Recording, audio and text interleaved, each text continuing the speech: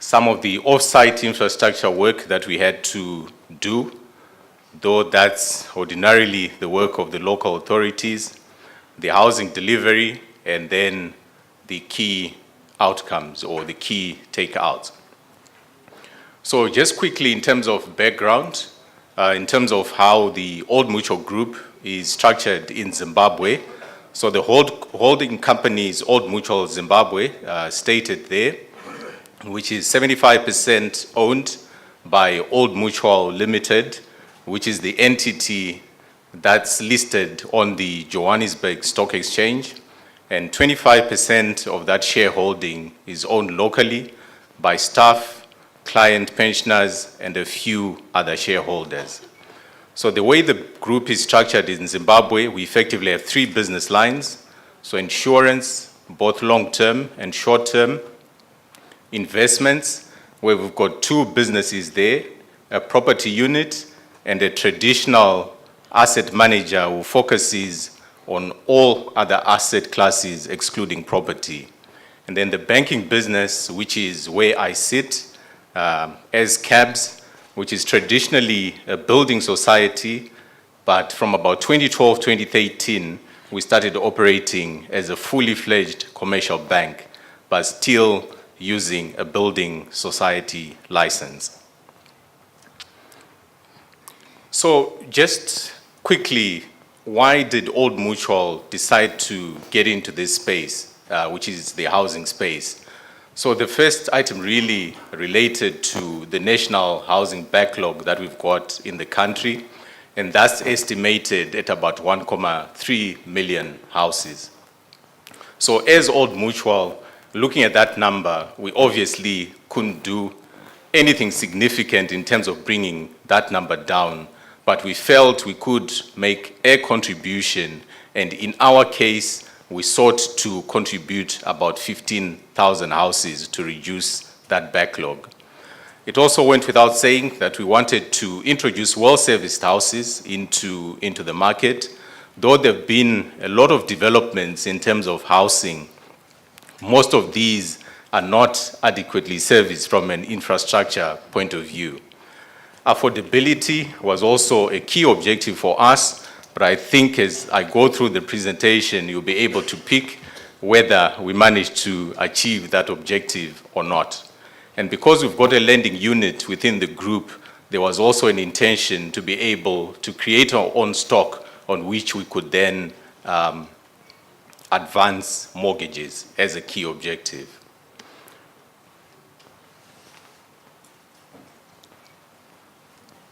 So having set that objective of wanting to contribute 15,000 houses to the housing stock, Old Mutual signed a memorandum of agreement with the Ministry of National Housing to that effect, and that was in November 2009, shortly after the country had dollarized.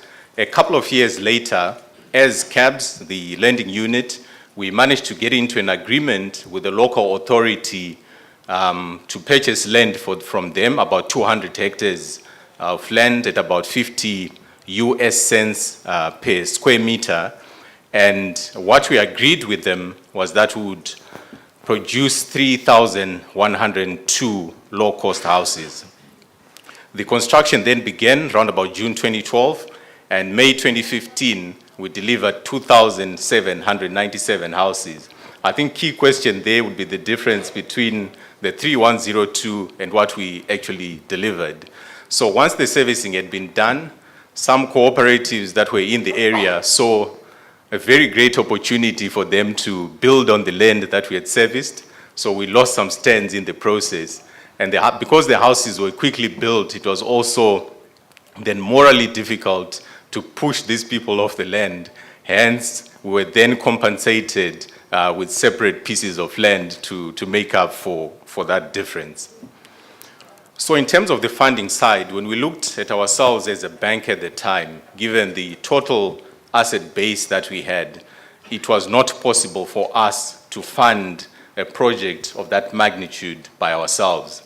So we then looked around and said, who could actually help us in terms of providing funding for the project? an estimated project cost was 70 million United States dollars. So we then looked at the pension fund space. They've got long-term liabilities, so we thought it would make sense for them to consider picking up a long-term asset.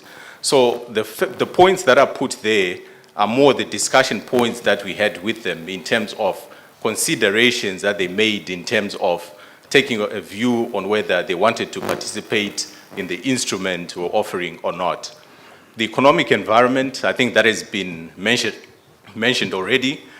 So factors to do with your inflation, stability of that, your interest rates, currency as an important factor as well to say how stable is that over the life of the investment. Yield compared to government debt, I think the intention is always to have a risk plus investment, and that also applied in this particular case. Benefit from the infrastructure development, mostly in two parts. Firstly, just the association, and then also to say the pension funds as the contributors to this development would then want an opportunity to be able to buy these houses.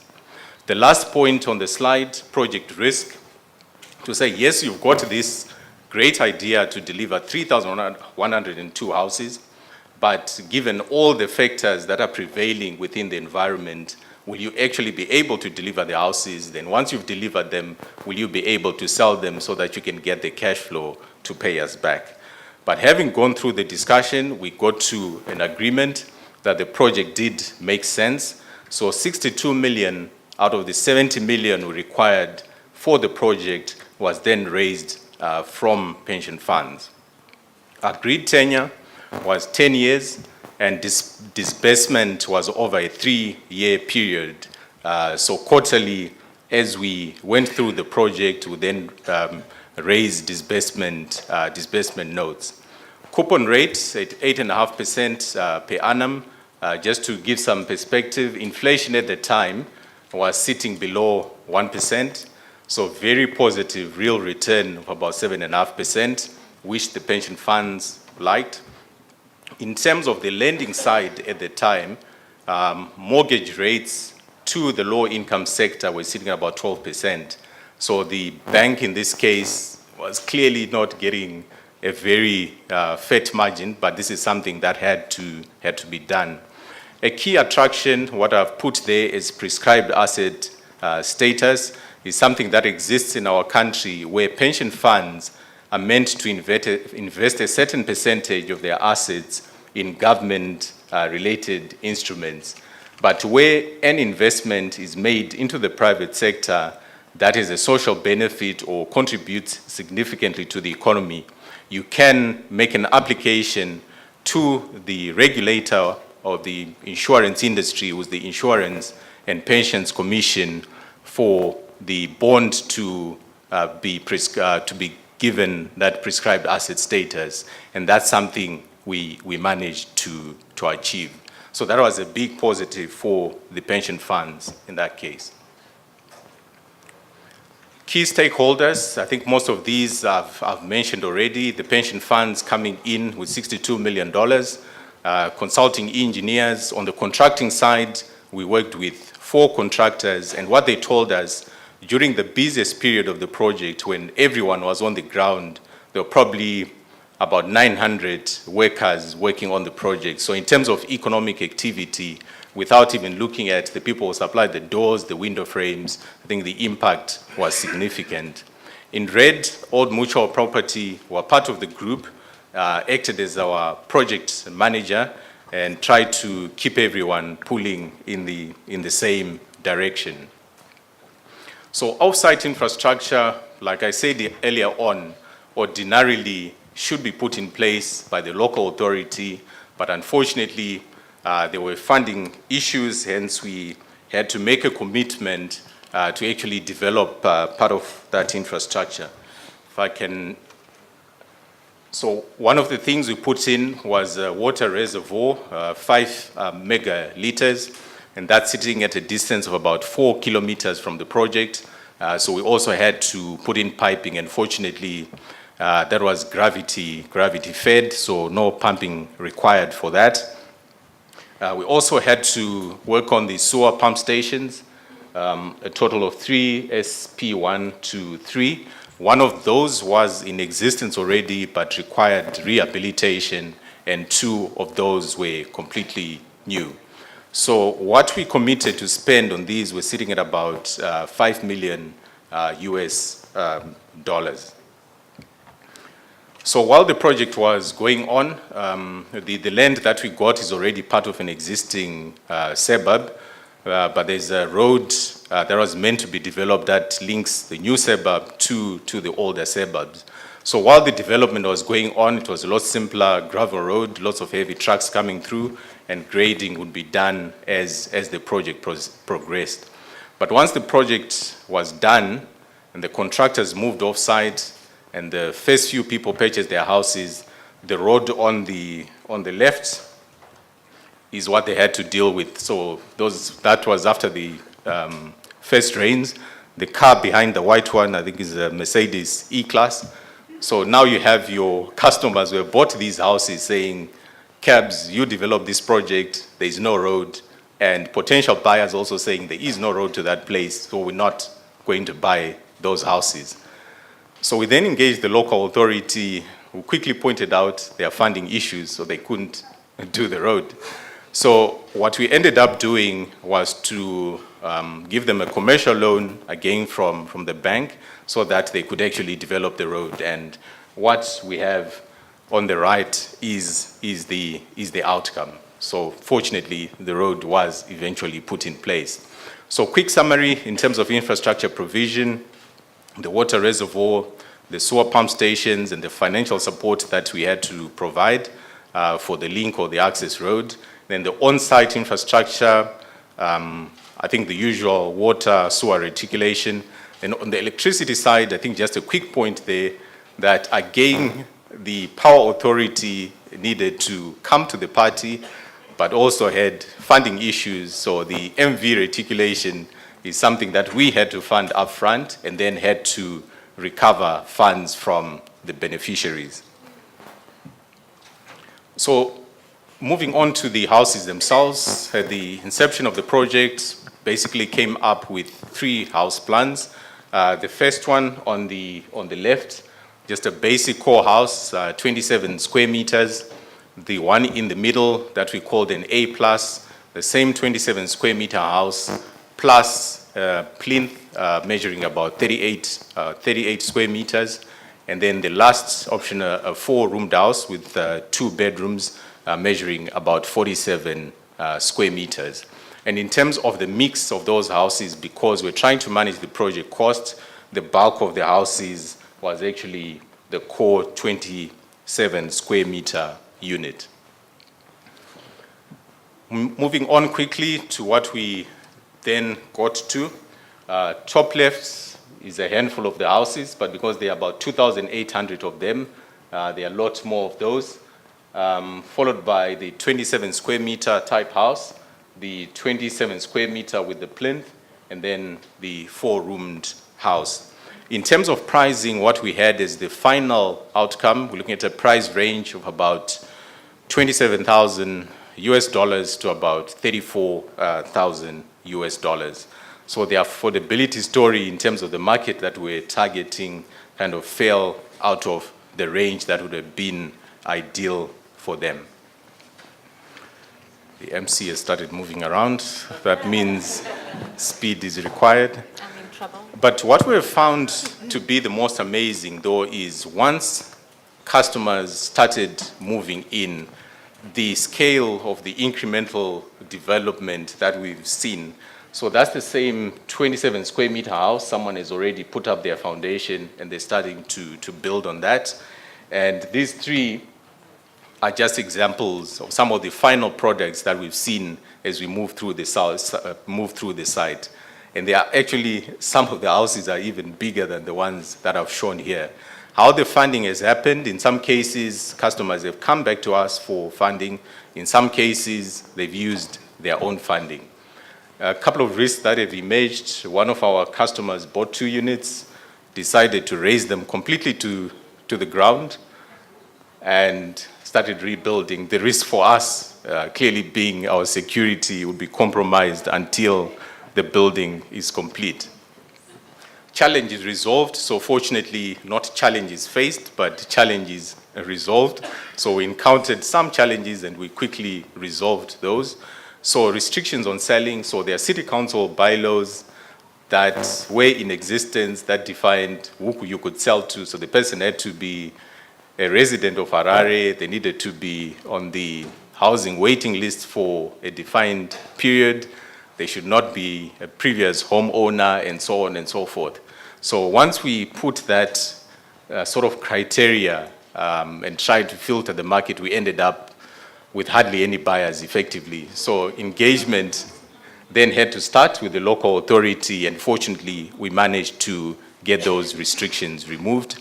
The infrastructure side that I spoke to, those unfortunately coupled with the off-site infrastructure that we had to put in place, added to the cost of the project, including that 15% value-added tax that I make reference to there. I think government has to collect taxes, so at $30,000, that adds $4,500, if my math is correct, to the final number.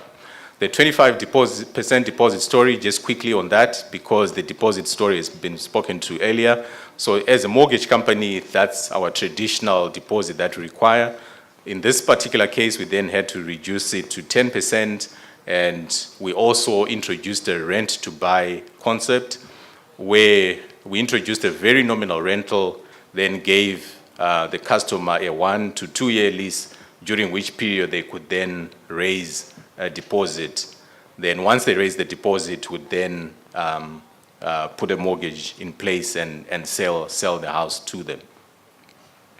So key takeouts for us, to be able to use this kind of model where we took pension fund money to develop the houses, then try to sell the houses to the market, and then pay what we owe. I think the economic environment, it's absolutely important that it's stable, it's predictable over the life of the project, which ties in with the second point that you've got to be sure about your ability to deliver on the project, because the last thing with pension fund money that you'd want is to go back to them and say it's been a total failure. But we worked on the project, we completed the project, we are in the process of servicing what we owe. So that last point, if I can read it out, pension funds can fund infrastructure development, because in our case, they have done that. Thank you. And that's the last slide. Thank you very much. Thank you very much. Thank you very much. Thank you very much, Mr. Mashuli, for answering that last point, that indeed pension funds can invest in infrastructure projects. And yeah, so thank you very much. I think for the questions for Mr. Mashuli, we've... Given the fact that we are a bit late, you please invite people to ask questions to Mr. Mpofu during the tea break. And his last subject was about pension fund, and now we're moving to a panel about pension fund, which is leveraging pension funds along the housing value chain. So I'm calling David Ashagbor on scene for making finance work for Africa. So your questions, they will ask you during, I'm sorry. That's fine?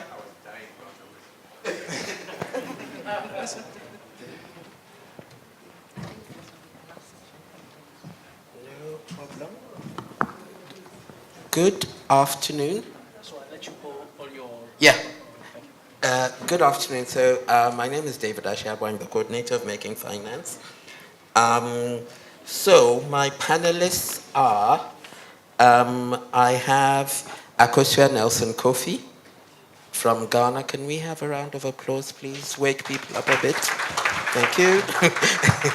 We have Constantine Candy from the Kenya Pension Investment Consortium. And we have Mr. Olamide Edun from Lion's Head Global Partners. I think, okay, so then I'll stay here. So, what we're going to do on this panel is as the title says, is to talk about leveraging pension assets along the housing finance chain. And the idea really is to explore at what point pension funds in Africa are thinking of or can intervene along the housing finance chain. So I'm going to give each of my panelists like 2 minutes to introduce themselves, say what perspective they're coming from, and then we'll go into the discussion. So Akwesi, I'll start with you. Okay, you already mentioned my name. I'm really focused on portfolio management in the equity space. And I've done that for over 25 years. Okay, good afternoon. Afternoon? Yes, at least we are present. My name is Constantine Kandie, and I'm representing the pension sector in Kenya. I'll be talking about a very, very new initiative. We call it the Kenya Pension Funds Investment Consortium that brings together 12 of the biggest pension trustees and their funds together for the purpose of joint investment, especially into infrastructure. Thank you. So my name is Olamide Adun. I work for Lions Head Global Partners. We're an investment bank based out of London, Nairobi, and Lagos, which is where I'm based. We are an advisory and an asset management business, and we're focused on innovative financing solutions for sustainable development. Under that broad sort of heading, housing, affordable housing, housing construction, and housing finance is a sector of focus. We work with developers, we work with specialized financial institutions, and for example, in Kenya, we're working to help establish the Kenya Mortgage Refinance Company. I guess one of the key themes that links the two sides of our business is a focus on local currency capital as a sort of long-term solution to some of the funding deficits that we see across many sectors that we work on. In line with that, we are fund manager to an initiative called the African Local Currency Bond Fund, sponsored by KFW. As the name says, the mandate is to focus on supporting development of local currency capital markets across Africa. And the way we do that is by acting as an anchor investor, as well as providing technical assistance, funding support to offset some of the costs of issuance and encourage first-time issuers or innovative structures to come to market. One of the key metrics that we're sort of measured by in terms of the mandate of that fund is being able to mobilize local institutional investors to participate in the transactions that we invest in. So we cannot be a bilateral lender in any transaction, but we must support issuers that other local pension funds or other institutional investors will also participate in. I'll leave it there for the moment. Thank you. Constantine, maybe I can start with you. So maybe you can tell us a bit more about your consortium, how it's coming together, and if you can focus particularly on, I think you've already decided that housing is one of your priority areas. So why is housing of interest to you?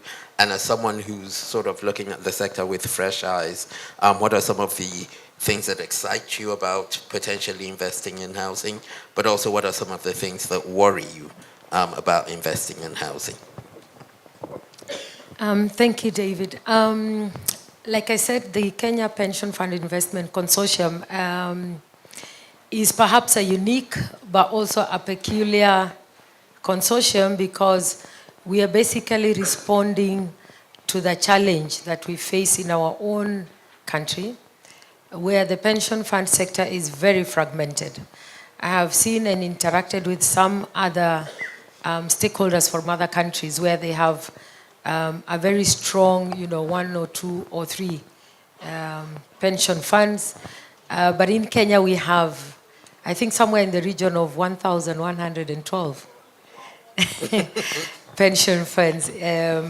But out of which we are then working as initially 5, but now we are 12 very, very big and strong pension funds, right? From public sector to private sector, including banks, including even the National Kenya Revenue Authority, Kenya Pipeline, but all the way to private sector, Barclays Bank, Standard Chartered Bank, and so on. The reason we need to come together to form a consortium is because when we look at the potential for the pension sector to support infrastructure in our country, it's a very big potential. The pension sector in Kenya now is at worth 1.3 trillion Kenya shillings. It is significant, it is important. But you cannot actually see this value because it is all over the place. We have to come together because no one fund is able to really make a significant difference in any form of infrastructure. We've received a lot of support from various institutions who are helping us think through how we would make this partnership work. Real estate is very important to us. We are also looking at the roads network.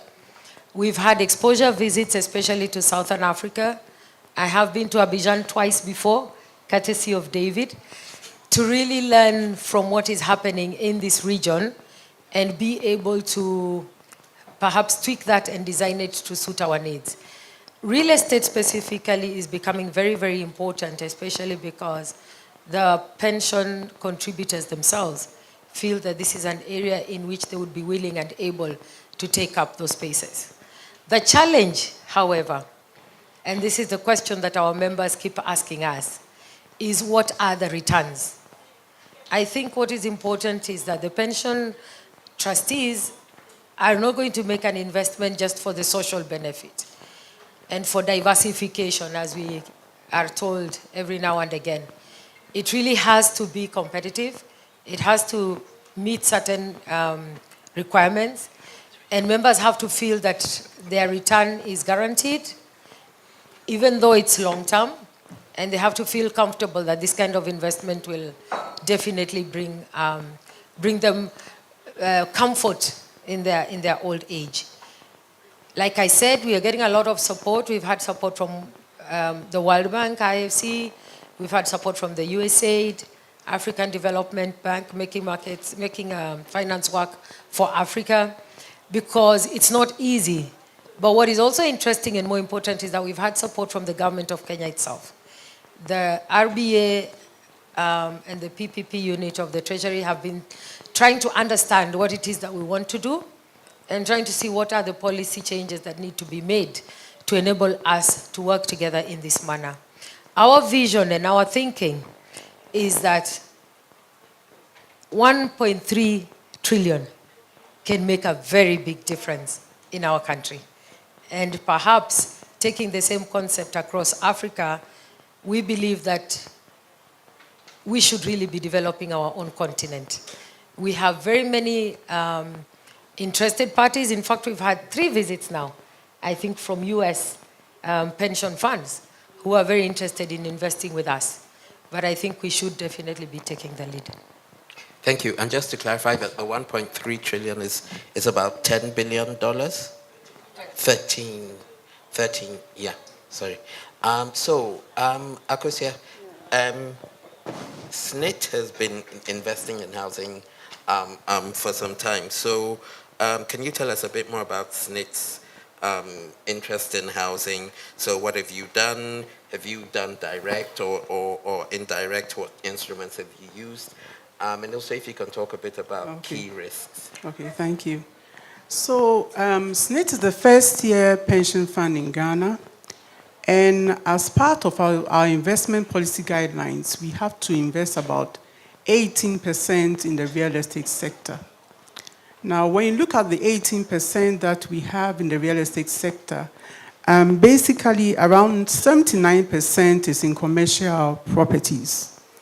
Since the 1970s, I must say we've had have some experience with affordable housing.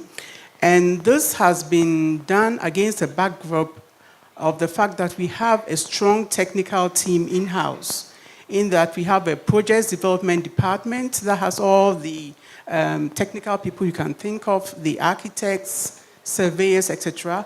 And then we also have the property management team that is in charge of managing the properties when the construction is completed.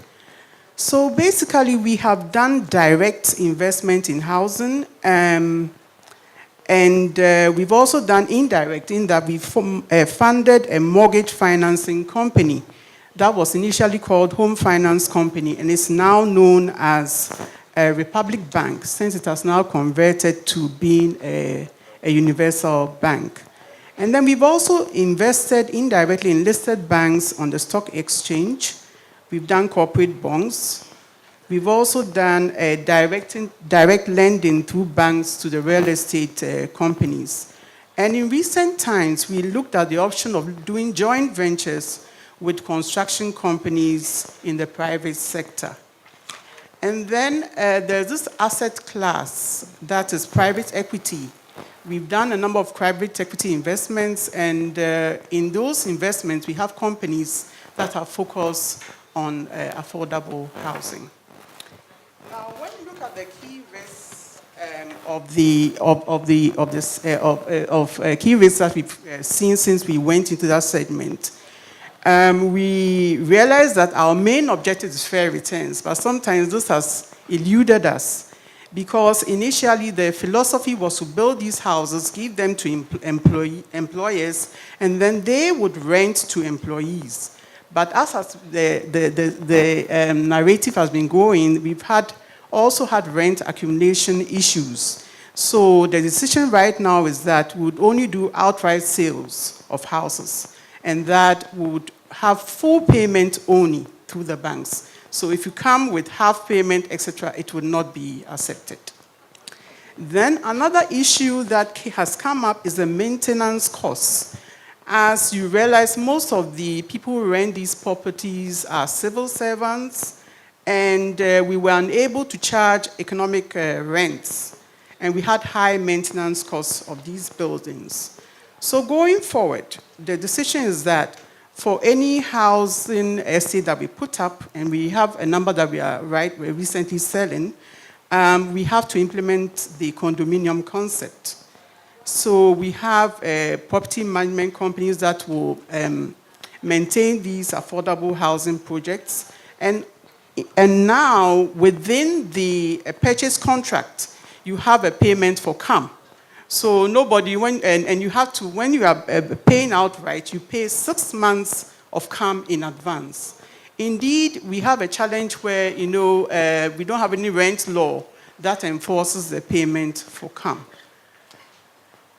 I think another major thing that has been spoken about is infrastructure costs, and I think I beg to differ with the latest speaker who spoke about the fact that pension funds can take on infrastructure costs. I think for us, it was a major one, a cost that we had with the recent affordable housing projects that we had. We had, with the infrastructure costs not borne by government, 2-bedroom flats were going for about $50,000. And this was a bit on the high side for the purchases. So we've had to reduce them to about $30,000. So I think that in effect means that it has impact on our returns, and going forward, it could have impact on our asset allocation in that segment, because you realize that returns are key. We have a second-tier scheme that are also not doing real estate, but are generating good returns for those who patronize those schemes. So I think it would be good that for pension funds to go into that segment, government should provide for the infrastructure costs in order to ensure that these prices are competitive. Then when we look at the private, there's also, I'm sorry about the use of there's also an issue of marketing of these products when construction is completed. Because I think it's very important to have a marketing strategy in place even before you approve a project. So you should look at the costs of the project and ensure that you have construction going on within those specified costs for the product that you intend to have as an affordable housing. And perhaps it will also be good to have anchor tenants in place. So this issue of building for specific groups of people, like perhaps doctors and teachers, is also a very commendable one. If they have rent allowances within their compensation schemes, and those rent allowances could be used, to fund payments for buildings that they come up with. Now, with the experience with joint venture companies, what we've realized is that often we have the land, and then we ask for private developers to come and partner with us to build houses. And then what we realize is that once they are doing construction and they are also equity financiers, you realize that they are already gaining from the construction side. So when it comes to payment of equity, you have problems. And then in the long run, we will end up coughing out all the money for the project, because once you started, you must try and finish. So going forward, it has been indicated that no contractor is going to be an equity financier for any project. And I think the lesson that we also learn is that whenever you are doing a joint venture with anybody, you must ensure that they have the financial muscle. Perhaps you must look for ways to prove that indeed they have that financial muscle. Then there's another issue about value for money. It's very, very important that you ensure that you have value for money for the projects that you undertake.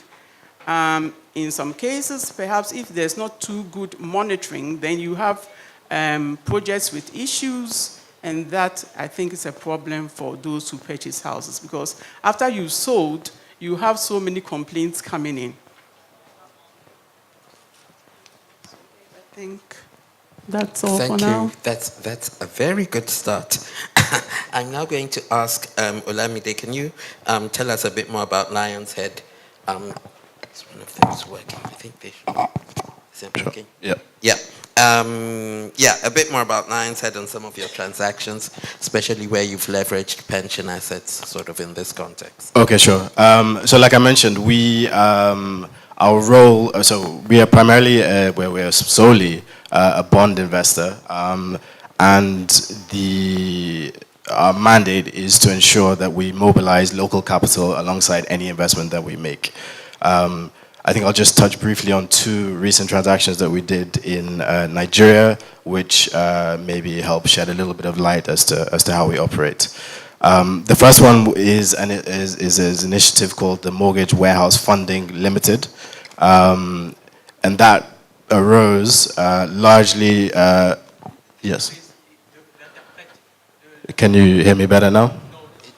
No. Not too close. Not too close. Yes. Hello. Then the eardrums pop. Is this better? Sorry. Okay. So Mortgage Warehouse Funding Limited. Essentially,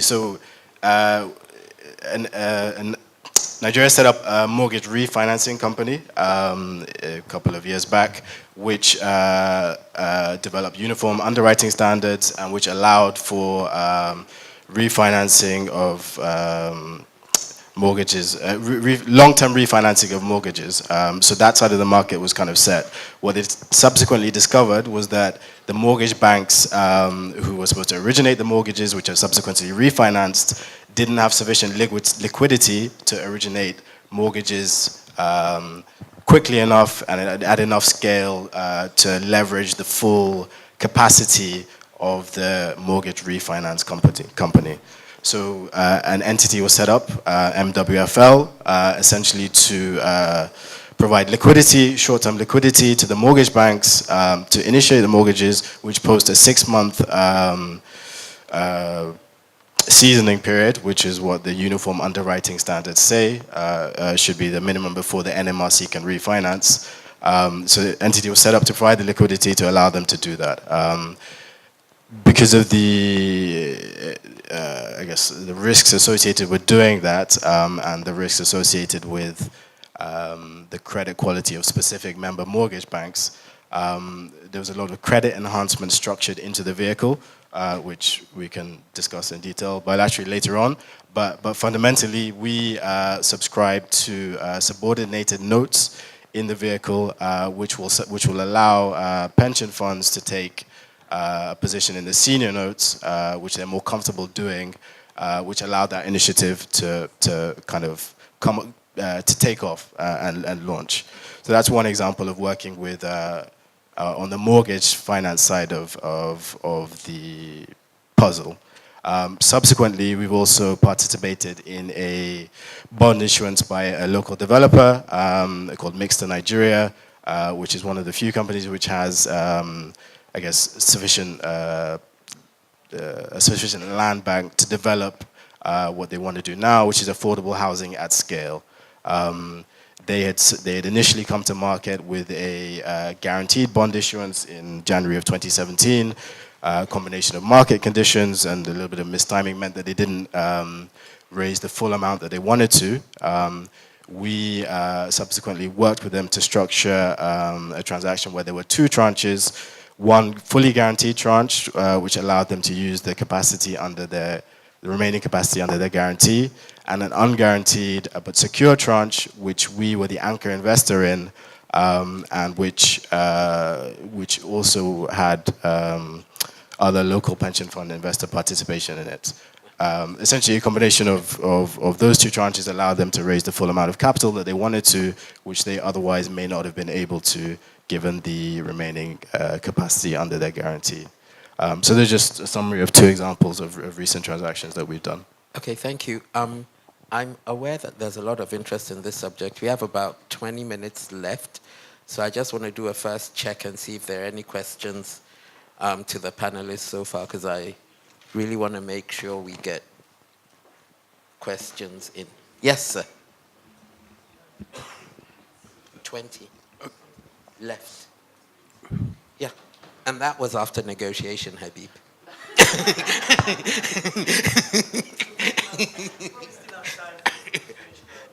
No, I want to make sure I get, then I'll come back and do a second round of questions. Good. Thank you very much. My question is to Mrs. Akoswa.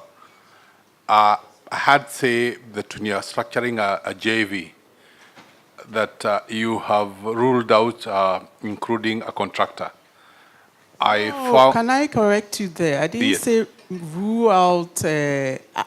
Well, technically, you can't be both contractor. So with contractor, you can be a shareholder, and with your expertise, you can help and ensure that the project is implemented well. But then now you can continue. Yes, my question goes there. Is it an experience peculiar to Ghana, or is this something you want to share right and see what was the issue? Because maybe I'm from a different market, and I think it has worked quite well in Kenya in some cases, especially when it's governed quite well. So it would be interesting to see what are these things that you saw that made you come to that conclusion. I don't know too much about your Kenyan situation because I need to look at what the shareholding structure was, whether you were landowners, whether were you landowners of that scheme? Were you those who had the land? Were you in the majority? Okay. Was the contractor having just maybe a minority interest, maybe about 5 to 10%, and then he has a contract? What was your situation? Then I can comment. Okay. Hearing you, maybe I come mostly from the financing subsector, okay. And I look at those models. And when you say a contractor cannot come in, I've seen them in all the models. So I think it will be something to take offline maybe understand better Maybe how it works. Yeah, maybe I could say the way to tackle the question is to say, why is it that you today are saying you would not do a JV with a contractor? What were the issues that led to that? Let me make myself clear. What I'm saying is that the contractor, you will not have an equity provider having 10%, also being the contractor. So what it means is that, what happens is that when they have the construction, all they'll do is that when you come to equity calls, they will not pay. They will say, well, when we do up to this point, then we pay our equity. So what you're saying, it's not the fact that he's a contractor, so it's the contractor on the project. Contractor on the project will not be, that is it. And I think that's what he's getting at. Yeah. Okay. Yes. So that means that it delays capital calls. So when you have projects according to set timelines, you need the funding requirements to meet those timelines. And if you don't get them, then it means that you can't move. But one aspect you must also know is that most of these JVs have a capital structure which I think to a large extent is debt. Yes. Okay.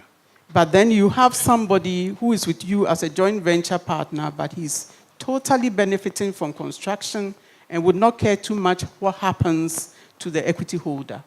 Whether the project is completed or not, he has made his money. So that is the main point I'm trying to get at. I think maybe in sorry, in the interest of time, can we move on to another question? I suggest you take this offline. Yes. Because I want to get in as many different. No, but no, not even you, Henry. There was a hand at the back.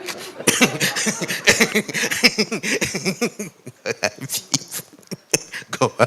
No, I think this is a very important point because I also had I wanted to react to that because you have different models and like I know Chris very well from Kenya as one of our clients in Nairobi. I know the model they also use in there. So I think the whole point is about aligning interest, right? Yes, yes. So you need to align the interest of all parties, all stakeholders, right? If at the end of the day, the contractor also has interest, right, that actually there's a good return out of this project. So they have to be a pretty significant equity holder in the transactions, right? So that it's not just about making money on the contract, right? I mean, we've been going through the same thing, even ourselves, you know, in some of the negotiations we've been having. But I think it's key that you don't have a conflict of interest between, you know, the contractor, who's on the contractor side, but at the same time, he's sitting on the board and making decisions on how to spend things. So you have to think about those governance things and see what works best. Yeah. But you see, whichever way, it depends on what percentage you give. The question is that you own the land. You had your land bank, and you want somebody to come and help you to develop it. You understand? And then you gain from it. Obviously, you wouldn't want to give that person a majority stake. You would have the majority stake. So those things, and that is what has made us come to that conclusion that it has not worked. It's not just for one project, a number of projects. Can we move on? Maybe later on we can discuss it. Yeah, I want to see if there are any other questions. Yes, sir.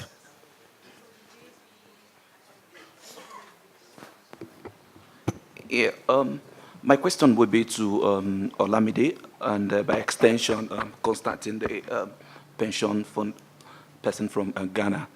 One of the challenges she's raised here, it's about returns. But I'm aware that in Nigeria, up until 1 year ago, a lot of the pension fund administrators were not keen on investing in the mortgage industry. You mentioned something about the Mortgage Warehouse Funding Limited. One of the items or parameters they had stated was to de-risk the whole process so that an investor is sure that if he puts in his money into that business, the mortgage business, he will get back his money. My point is, if you look at the total picture, you find out that the returns will come in leaps and bounds. And I will explain to you why. Currently, of the working population in Nigeria, the collection for the pension fund administrators should be less than 40%, 50%, especially for those in the informal sector and the private sector who don't even contribute. And then if you make the acquisition or the or getting mortgage, making it that people you must be a contributor to the scheme to access mortgage. What it does is that in your baseline, it increases your ability to collect, and so you have a lot of people over, put it this way, over 10, 15 million people coming into the pool to contribute to you. That way, the pension fund administrator collect more, and then even if you get a returns of 8%, 9%, if you look at the total picture, it will be bigger returns for both the pension fund people, and then you're helping the mortgage industry. Remember, the mortgage fund, the Mortgage Warehouse Fund Limited, you're going to raise that money at, say, maybe 13%, 13.5%, and then the mortgage institutions give out the mortgage at 15, 16, 17. That's not helpful to the system until we begin to look at the total structure, how it benefits the pension fund people and the mortgage sector. We won't move ahead on that. I think it's something we can take back and look at it from that perspective. Okay, sure. I guess we can discuss after, but I'll just respond briefly. I think you're right, but there's a... So I think this is a constant maybe discussion that's always had, particularly with respect to Nigeria. So the yield curve is what the yield curve is, right? You can't... There is no private entity that's going to price below the yield curve, right? So to an extent, you're limited, even although the MWFL is very elegantly structured, it's very well structured to mitigate the risks associated with that whole structure. It can price very tightly to the FGN to the T-bill benchmark, but it can't price outside of it, right? I know there are discussions that are being had specifically with MWFL with respect to the CBN legislation around investing in short-term commercial paper at discounted rates and things like that. So there are other methodologies whereby the blended costs may come down well enough to have that sort of catalytic effect you're talking about. But currently, as it stands, it's difficult for a, so if you stand there as a pension fund, you can't say, oh, let me provide a discounted rate to my investment in this Mortgage Warehouse Funding Limited, because on the back end, as the pool increases, I'm going to have more assets to leverage off, right? Absolutely. So that I think that's a difficult argument to kind of put forward. But yeah, I mean, your point is taken. My contribution is that I think that for pension funds would ordinarily, I don't know any pension fund that's doing a direct mortgage to contributors, but I believe they can do it indirectly. So as I gave an example, we did invest in a mortgage finance company that was initially called Home Finance Company. But going on and on, the company is now a universal bank because they realized that there was so much risk with mortgages at the time, and banks were finding it much more easier to just buy government securities. But now with the declining trend in interest rates, you are realizing that the banks now have to move into the mortgage market. So you're having banks like EcoBank, and in fact, Home Finance, even structuring Republic Bank now Republic Bank, structuring deals for as low as 10% on reducing balance for groups of workers. So I think the macroeconomic environment has impact on the ability of banks to move into the mortgage space. So that's something that government needs to always look at. And I think also we don't have, I'm not sure about the regulation in Kenya, but I know that in some countries, so you can either use your pension to guarantee a mortgage or draw down part of your pot to use as a deposit towards a purchase of a property. So that's another way in which pensions can be leveraged. Constantine, I'm going to bring the conversation back to you. I know you want to say something, but before you say that, you've been sitting there very quietly. And as someone who is looking to invest in housing, are you scared or are you excited? More than you were when you came up. Yeah, okay, thank you.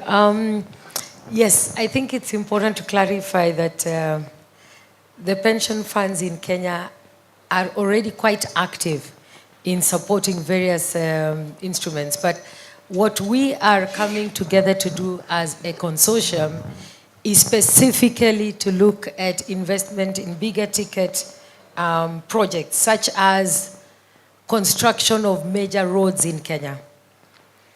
We are looking at projects like, in future, like Canadian pension sector, I understand they own the airports in Canada.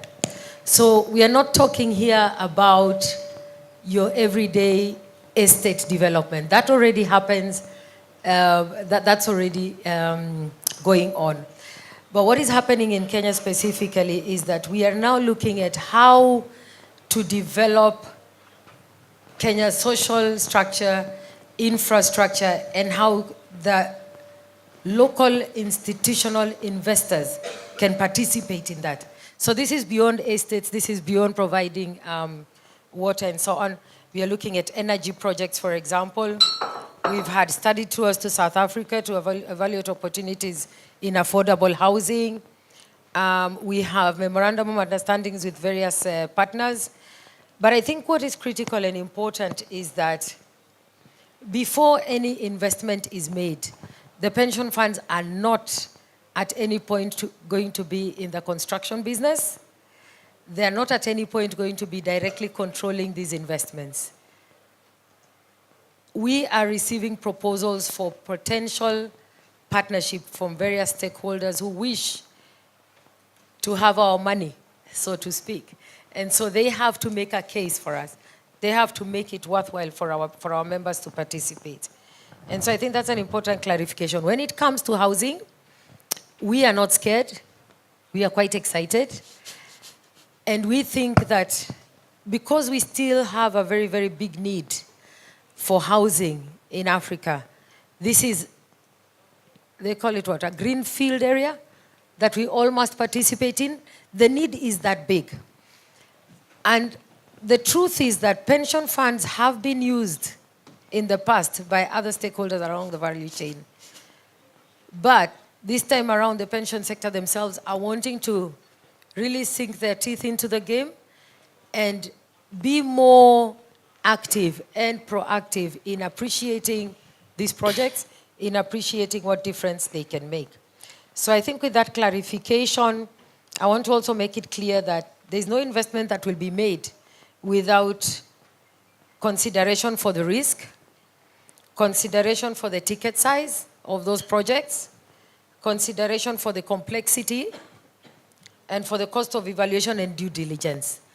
The projects will all go through the normal procedures to determine the importance and to determine the return. We are working in partnership with our fund managers, and we've had infrastructure fund specialists also come to talk to us because they have to make a case for our money. There is nothing that's going to be done for free, and certainly not for a social interest alone. There has to be, it has to be competitive, against other investment options that we consider. Thank you. We've got 3 minutes left. Any questions from the audience? I just want to have some little advice for yes, for Constantine. Constantine, yes, from Kenya. Did you say from Kenya? Yes. Okay. You mentioned that you wanted to do infrastructure, and all these things that you have mentioned are highly specialized areas. So it's very, very important that apart from using advisors, you yourself, as an institution, should have a strong team of people well-versed in these areas that you want to go to, whether it's housing, whether it's energy, or whatever. And then sometimes to make it even simpler, you mentioned you have some private equity firms that are focused in infrastructure. For us, we've invested with PIDF. So, and we've also done some projects ourselves. So sometimes you can go to them for advice, or perhaps you can rope them in when it comes to evaluation and monitoring, etc. And then I believe that another issue will be your governance. Governance is one key area in which, when you are doing investing in people or companies, you need to be very strong on governance. How you have board representation and how you can use your representation to block things in your favor and not allow things to go haywire.